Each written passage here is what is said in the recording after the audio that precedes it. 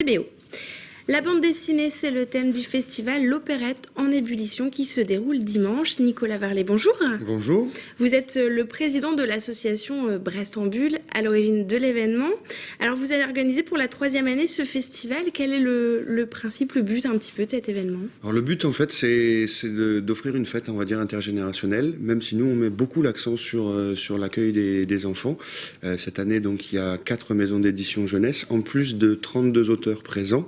Il y en a pour tous les publics. On va dire des BD de société qui traitent de thèmes de société, de l'humour, de la science-fiction. Il y a aussi du comics cette année.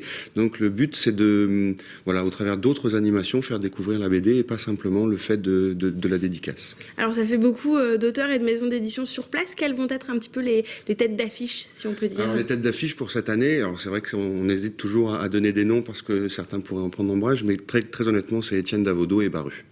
Il y a une exposition d'ailleurs sur Étienne Davodo. Oui. Qui est à la Maison Montmanac. Est-ce que vous pouvez nous en parler un petit peu? Alors l'exposition a commencé hier jusqu'au 20 avril. Donc ce sont des planches originales d'Étienne Davodo et qui reprennent plusieurs de ses grandes bandes dessinées comme Lulu Femme Nue, un MMOR qui est bien connu puisque le thème se déroule à Brest, Les Ignorants.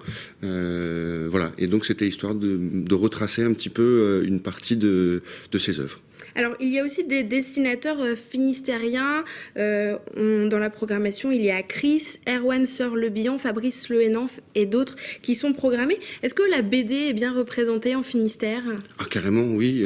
En Finistère, plus largement en Bretagne, on a de très nombreux auteurs.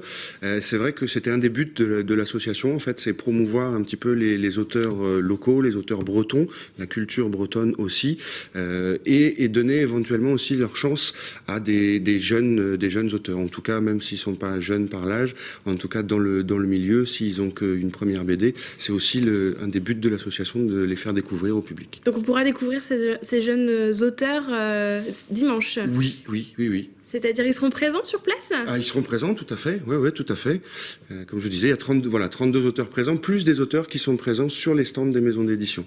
Donc il y a de quoi accueillir du public dimanche. Et justement, pour ces auteurs un peu bretons, vous avez prévu un traitement spécial avec une exposition qui leur est consacrée au Musée des Beaux-Arts à Brest, c'est ça? Oui, tout à fait.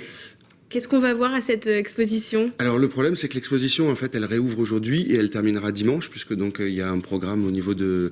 Alors en fait au travers de cette exposition c'était un moyen aussi de rendre hommage à Bruno Le Floch qui devait être présent au festival et qui malheureusement nous a quittés l'an dernier. Voilà, donc il y a des thématiques autour des œuvres de Briac par exemple, de Gwendal Lemercier. Voilà, c'est permettre un cheminement au travers du musée des Beaux-Arts. Une journée, c'est pas trop court pour un festival de la bande dessinée?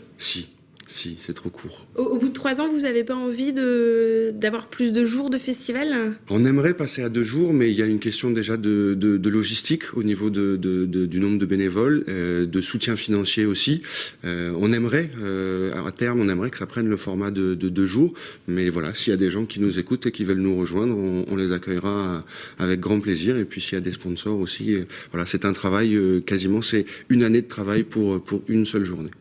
Et donc on rappelle que ce festival qui a donc lieu une journée ce dimanche, l'Opérette en ébullition à l'Opérette. Donc, plus d'informations sur votre site internet d'ailleurs, www.brestenbulle.fr. Merci Nicolas Varlet d'être venu nous en parler.